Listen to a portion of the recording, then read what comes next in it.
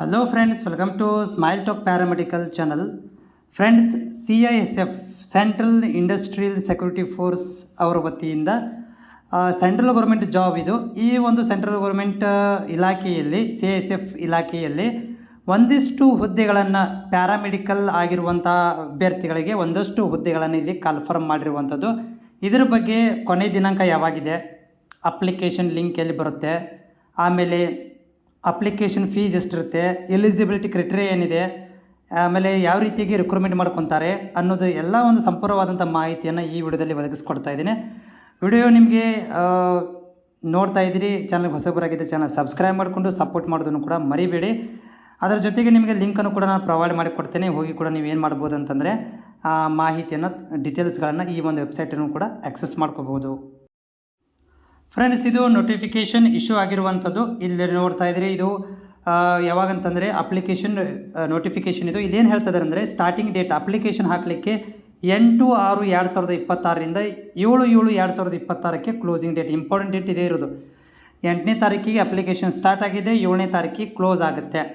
ನೋಡಿ, ಇಲ್ಲಿ ಏನು ಹೇಳ್ತಿದ್ದಾರೆ ಅಂತಂದರೆ ಇಲ್ಲಿ application eligible male and female Indian citizen filling the temporary post of paramedical staffs central industrial security force. Temporary post ಅಂತ ನೋಡಿರಿ, ಇದು temporary post of paramedical industrial security force ವತಿಯಿಂದ 5ನೇ ಪೇ ಸ್ಕೇಲನ್ನು ಇವರು ಪೇ ಮಾಡ್ತಾಯಿದ್ದಾರೆ. ಸ್ಯಾಲ್ರಿ ನಿಮಗೆ 5ನೇ ಸ್ಕೇಲಿಂದ 7 ಪೇ ಸ್ಕೇಲ್ ತನಕ ನಿಮಗೆ 29,000ದಿಂದ 92,300 ತನಕ ನಿಮಗೆ ಸ್ಯಾಲ್ರಿಯನ್ನು ಇವರು ಪ್ರೊವೈಡ್ ಮಾಡಿಕೊಡ್ತಿದ್ದಾರೆ. ಅಂದರೆ ಪೇ ಲೆವೆಲ್ 5 ಮತ್ತು ಪೇ ಮ್ಯಾಟ್ರಿಕ್ಸ್ 7 ಅಂಡರ್ ಬರುವಂಥ CPC ಒಳಗಡೆ 29,200ದಿಂದ 97,300 ತನಕ ಸ್ಯಾಲ್ರಿ ಇವರು ಪೇ ಮಾಡ್ತಾ ಇದ್ದಾರೆ ಈ ಒಂದು ಇದರಲ್ಲಿ. ಅದರ ಜೊತೆಗೆ ಏನಪ್ಪ ಅಂತಂದರೆ define contribution pension system, also known as A national pension system as per ಅಂತ ಕೂಡ ಹೇಳ್ತಾರೆ. ಅಂದರೆ ಪೆನ್ಷನ್ ಸಿಸ್ಟಮ್ನು ಕೂಡ ಇವರು ಅಳವಡಿಕೆ ಮಾಡ್ತಾ ಇದ್ದಾರೆ ಅಂತ ಹೇಳ್ತಾ ಇದ್ದಾರೆ. ಸೊ ನೋಡಿ, ಇಲ್ಲಿ ಏನಂತಂದರೆ ಒಂದು ಅಭ್ಯರ್ಥಿ ಒಂದೇ ಅಪ್ಲಿಕೇಶನನ್ನು ಹಾಕಬೇಕು. ಮೇಲ್ ಫಿಮೇಲ್ ಅವರು ಕೂಡ ಯಾರು ಬೇಕಾದ್ರೆ ಇಲ್ಲಿ ಹಾಕ್ಬೋದು.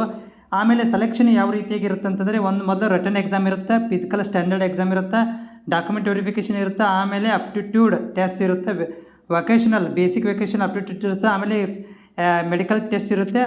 ಆಮೇಲೆ ಇವೆಲ್ಲ ಕೂಡ ಇದರಲ್ಲಿ ಆಗ್ತವೆ. ಅಂದರೆ ಟೋಟಲಾಗಿ written exam, physical examination, document verification ಮತ್ತು ಬೇಸಿಕ್ ವೊಕೇಶನಲ್ ಅಪ್ಟಿಟ್ಯೂಡ್ ಟೆಸ್ಟ್ ಅಂತೆ ಮತ್ತು ಮೆಡಿಕಲ್ ಎಕ್ಸಾಮಿನೇಷನ್, ಇಷ್ಟೆಲ್ಲ ಎಕ್ಸಾಮಿನೇಷನ್ ಇವರು ಕಂಡಕ್ಟ್ ಮಾಡ್ತಾರೆ. ಓಕೆ, ಸೊ ಇಲ್ಲಿ ಅಪ್ಲಿಕೇಶನ್ಸ್ಗಳನ್ನು ಎಲ್ಲವೂ ಕೂಡ ಅವ್ರು ಏನು ಮಾಡ್ತಿದ್ದಾರಪ್ಪ ಅಂದರೆ ಇದು ಒಂದು ಅಫಿಷಿಯಲ್ ವೆಬ್ಸೈಟ್, ಈ ಒಂದು ಅಫಿಷಿಯಲ್ ವೆಬ್ಸೈಟಲ್ಲಿ ನಾವು ಪ್ರೊವೈಡ್ ಮಾಡಿ ಕೊಡ್ತೀವಿ, ನೀವು ಈ ವೆಬ್ಸೈಟ್ಗಳನ್ನು ನೋಡ್ತಾ ಇರಬೇಕು ಅಂತ ಹೇಳ್ತಾ ಇದ್ದಾರೆ. ಯಾರು ಅಪ್ಲಿಕೇಶನ್ ಆಗ್ತಿರಲ್ಲ ಅವರುಗಳಿಗೆ ಮುಂದೆ ಬರುವಂಥ ದಿನಾಂಕಗಳನ್ನು, ಮಾಹಿತಿಗಳನ್ನ ಎಲ್ಲ ನಾವು ಇದರಲ್ಲಿ ಒದಗಿಸ್ಕೊಡ್ತೀವಿ ಅಂತ ಹೇಳ್ತಾ ಇದ್ದಾರೆ.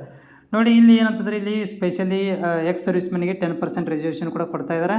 ಅದಾದ ನಂತರ ಇಲ್ಲಿ ಮಸ್ಟ್ ಇನ್ಸ್ಟಿಟ್ಯೂಟ್ ಇಂಡಿಯನ್ ಸಿಟಿಜನ್ ಆಗಿರಬೇಕು. ಮತ್ತು ವೇಕೆನ್ಸಿ ಮತ್ತು ಯಾವ ಹುದ್ದೆಗಳಿದಾವೆ ಅಂದರೆ ನೋಡಿರಿ, ಇಲ್ಲಿ ASI ಫಾರ್ಮಾಸಿಸ್ಟ್ ಹುದ್ದೆಗಳಿದಾವೆ, 10 ಹುದ್ದೆಗಳನ್ನು ಕೊಟ್ಟಿದ್ದಾರೆ. ಓಕೆ, ಆದ ನಂತರ 10 ಹುದ್ದೆಗಳು. ಆದ ನಂತರ x-ray technician, ASI x-ray technicians 1 ಹುದ್ದೆ ಇದೆ. ಆಮೇಲೆ ಲ್ಯಾಬ್ ಟೆಕ್ನಿಷಿಯನ್ 4 ಹುದ್ದೆಗಳು, ಟೋಟಲಾಗಿ 15 ಹುದ್ದೆಗಳು. ಆಮೇಲೆ ಟೋಟಲ್ ಹೇಳೋದಾದರೆ ಟೋಟಲ್ ಎಲ್ಲ ಒಂದು ಕ್ಯಾಟಗರಿ ರಿಸರ್ವೇಷನ್ ಎಲ್ಲ ತೋರಿಸೋದಾರೆ 8 ಫಾರ್ಮಾಸಿಸ್ಟು. ಆಮೇಲೆ ಎಕ್ಸ್ರೇದು ಎಷ್ಟಿದೆಪ್ಪ ಅಂದ್ರೆ 1 ಹುದ್ದೆ, ಮತ್ತು ಲ್ಯಾಬ್ ಟೆಕ್ನಿಷಿಯನ್ದು 5 ಹುದ್ದೆ, ಒಟ್ಟು 24 ಹುದ್ದೆಗಳನ್ನು ಇವರು ಕೊಡ್ತಾ ಇದ್ದಾರೆ. ವಿತ್ ರಿಸರ್ವೇಷನ್ ಕೂಡ general, OBC ಕ್ಯಾಟಗರಿನ, ASW, X servicemen ಎಲ್ಲನೂ ಕೂಡ ಇದರ ರಿಸರ್ವೇಷನ್ ಕೂಡ ಪ್ರೊವೈಡ್ ಮಾಡಿ ಕೊಡ್ತಾ ಇದ್ದಾರೆ. ಓಕೆ, ಅಪ್ಲಿಕೇಶನ್ಗಳನ್ನು ನೀವು ಡೈರೆಕ್ಟಾಗಿ ಹೋಗಿ ಏನು ಮಾಡ್ಬೋದಪ್ಪ ಅಂತಂದರೆ ಈ ಒಂದು CISF ವೆಬ್ಸೈಟಲ್ಲಿ ಕೂಡ ನೀವು ಹೋಗಿ ಅಪ್ಲಿಕೇಶನ್ ಹಾಕ್ಬೋದು ಅಂತ ಹೇಳ್ತಾ ಇದ್ದಾರೆ. ಸೆಲೆಕ್ಷನ್ ಅಪ್ಲಿಕೇಶನ್ ಮೋಡ್ ಆನ್ಲೈನ್ ಮುಖಾಂತರ ಇರುತ್ತೆ. ಈ ಒಂದು ವೆಬ್ಸೈಟಿಗೆ ಹೋಗಿ ನೀವು ಅಪ್ಲಿಕೇಶನ್ಗಳನ್ನು ಹಾಕಬೇಕು ಅಂತ ಹೇಳ್ತಾರೆ. ಅಪ್ಲಿಕೇಶನ್ ವೆಬ್ಸೈಟ್ ಲಿಂಕನ್ನು ಕೂಡ ಡಿಸ್ಕ್ರಿಪ್ಷನ್ ಕೊಟ್ಟಿರ್ತೀನಿ, ಹೋಗಿ ಕ್ಲಿಕ್ ಮಾಡ್ಕೊಂಡು ಅಪ್ಲಿಕೇಶನ್ ಹಾಕ್ಬೋದು. ವೆಬ್ಸೈಟನ್ನು ಕೂಡ ನಾನು ತೋರಿಸ್ತೇನೆ ನಿಮಗೆ. ಈಗ ನೋಡಿ, ಇಲ್ಲಿ ಏನಂತಂದರೆ ಕಂಡೀಷನ್ಸ್ಗಳನ್ನು ಕೂಡ ಕೊಟ್ಟಿದ್ದು. ಏನಪ್ಪ ಅಂದರೆ ಕಂಡೀಷನ್ಸು ಇದು the post are combined and purely temporary in nature but likely to be permanent. ಅಂದರೆ ಇದು ಟೆಂಪರರಿ ಐತಿ, ಆದರೆ ಒಂಥರ ಪರ್ಮನೆಂಟ್ ಇದ್ದಂಗೆ. ಟೆಂಪರರಿ ಇದೆ ಆದರೆ ಪರ್ಮನೆಂಟ್ ಇದ್ದಂಗೆ ಅಂತ ಹೇಳ್ತಿದ್ದಾರೆ. Likely to become a permanent ಅಂದರೆ ಇದು ಟೆಂಪರರಿ ತೊಗೊತಾ ಇದ್ದಾರೆ, ಆದರೆ ಪರ್ಮನೆಂಟ್ ಥರ ತೊಗೊತಾ ಇದ್ದಾರೆ ಅಂತ ಅನ್ನೋ ರೀತಿಯಲ್ಲಿ ಹೇಳ್ತದೆ. ಅಂದರೆ ಒಂಥರ ಪರ್ಮನೆಂಟ್ ಇದ್ದಂಗೆ ಇದು. ಆಮೇಲೆ candidate selected appointment are level to serve anywhere in India.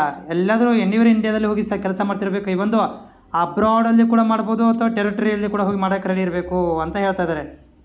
ಆಮೇಲೆ ಕ್ಯಾಂಡಿಡೇಟ್ ಹೂ ಕ್ವಾಲಿಫೈಡ್ ರಿಟರ್ನ್ ಎಕ್ಸಾಮಲ್ಲಿ ಕ್ವಾಲಿಫೈಡ್ ಆದವ್ರನ್ನ ಏನು ಮಾಡ್ತಾರೆ, ಶಾರ್ಟ್ ಲಿಸ್ಟ್ ಮಾಡಿ PSET ಫಿಸಿಕಲ್ ಟೆಸ್ಟಿಗೆ ಕರೀತಾರೆ, ಡಾಕ್ಯುಮೆಂಟ್ ವೆರಿಫಿಕೇಷನ್ಗೆ, ವೊಕೇಶನಲ್ ಆಪ್ಟಿಟ್ಯೂಡ್ ಟೆಸ್ಟ್ ಮತ್ತು ಮೆಡಿಕಲ್ ಎಕ್ಸಾಮಿನೇಷನ್ಗೆ ಕಂಡಕ್ಟ್ ಮಾಡ್ತಾರೆ ಅಂತ ಹೇಳಿದ್ದಾರೆ. ಟೋಟಲ್ 5 ಸ್ಟೇಜ್ಗಳಲ್ಲಿ ನೀವು ಏನು ಮಾಡಬೇಕಪ್ಪ ಅಂದರೆ ಪಾಸಾಗಿ ಹೋಗಬೇಕು. ಸೆಲೆಕ್ಷನ್ ಸ್ಟೇಜ್ ವೈಸ್ ಏನು ಮಾಡ್ತಾರಪ್ಪ ಅಂದರೆ ಈ ವೆಬ್ಸೈಟಲ್ಲಿ ಅಪ್ಡೇಟ್ ಮಾಡ್ತಾನೆ ಇರ್ತೀವಿ, ನೋಡ್ತಾ ಇರಿ ಅಂತ ಹೇಳಿದ್ದಾರೆ.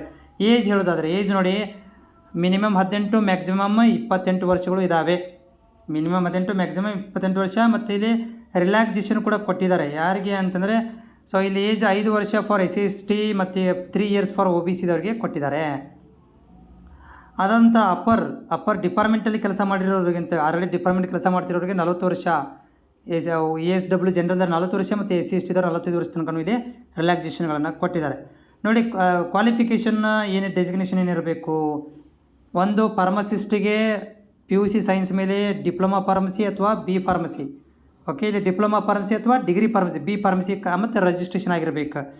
ಆಮೇಲೆ ಎಕ್ಸ್ರೇ ಟೆಕ್ನಿಷಿಯನ್ಸ್ಗೆ ಕಂಪಲ್ಸರಿ ಏನಪ್ಪ ಅಂತಂದರೆ PUC ಸೈನ್ಸು ಪ್ಲಸ್ 2 ವರ್ಷದ ರೇಡಿಯೋಗ್ರಫಿ ಕೋರ್ಸ್ ಕಂಪ್ಲೀಟ್ ಮಾಡಿ, ಡಿಪ್ಲೊಮಾ ರೇಡಿಯೋಗ್ರಫಿ ಕಂಪ್ಲೀಟ್ ಮಾಡಿರಬೇಕು.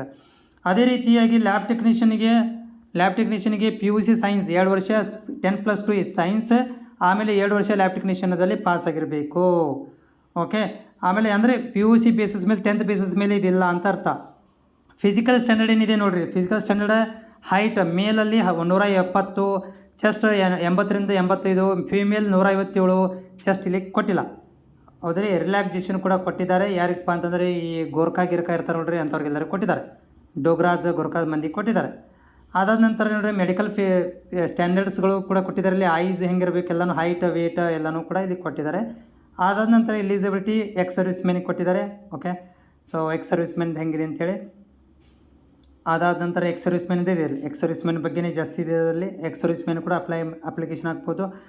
ಆಮೇಲೆ ಇಲ್ಲಿ ನೋಡ್ರಿ ಹೌ ಟು ಅಪ್ಲಿಕೇಶನ್ ಹಾಕಬೇಕಂದ್ರೆ ಈ ಒಂದು ವೆಬ್ಸೈಟಿಗೆ ಹೋಗಿ ನೀವು ಅಪ್ಲಿಕೇಶನ್ ಹಾಕಬೇಕು ಅಂತ ಹೇಳ್ತಾ ಇದ್ದಾರೆ. ಅದರ ನಂತರ ಏನಪ್ಪ ಅಂದರೆ ಇಲ್ಲಿ name of the centre and address ಮತ್ತು ಸೆಂಟರ್ ನಮ್ಮ ಕರ್ನಾಟಕದಲ್ಲಿದೆ. ನೋಡೋಣ, ಕರ್ನಾಟಕದ್ದು ಕೂಡ ಇಲ್ಲಿದೆ ನೋಡಿ, ಕರ್ನಾಟಕದಲ್ಲಿದೆ.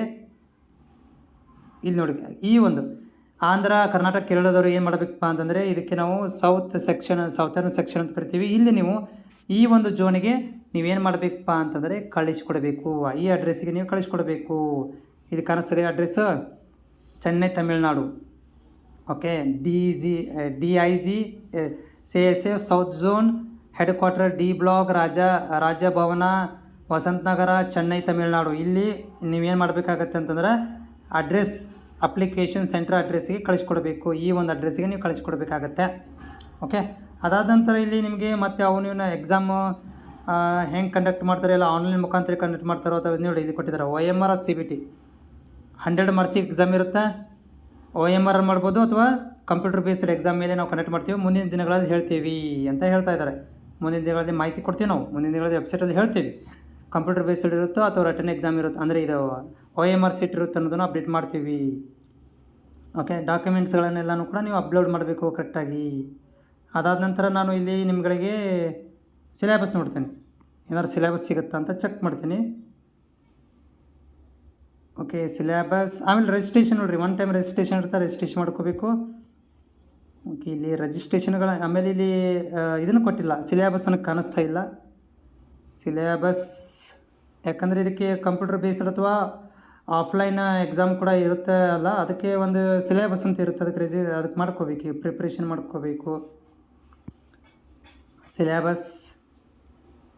ಓಕೆ, ನಂಗೆ ಸಿಲೆಬಸ್ ಇಲ್ಲಿ ಅಬ್ಸರ್ವೇಷನ್ ಆಗಿಲ್ಲ, ಬಟ್ ಇದು ಕಾಂಪಿಟೇಟಿವ್ ಎಕ್ಸಾಮ್ ಬೇಸ್ ಮೇಲೆ ಇರೋದರಿಂದ ಇಲ್ಲಿ ಕಾಮನ್ ಆಗಿ ಎಕ್ಸಾಮನ್ನು ಕನೆಕ್ಟ್ ಮಾಡ್ಬೋದು ಅಂತ ನಾನು ಅಂದ್ಕೊಂಡಿದ್ದೀನಿ.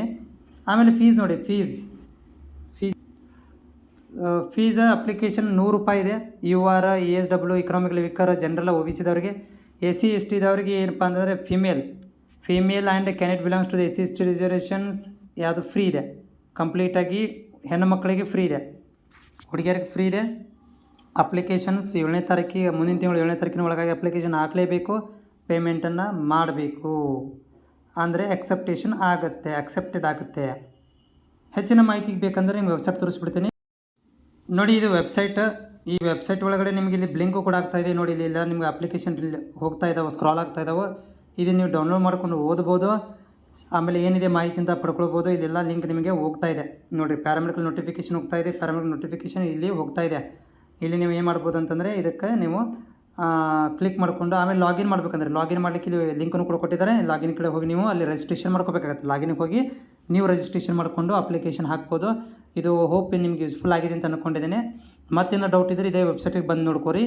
ನನಗೆ ಕೇಳಕ್ಕೆ ಹೋಗ್ಬೇಡಿ ಡೌಟ್ಗಳನ್ನು, ಇದೇ ವೆಬ್ಸೈಟಲ್ಲಿ ಬಂದು ನೋಡ್ಕೊರಿ.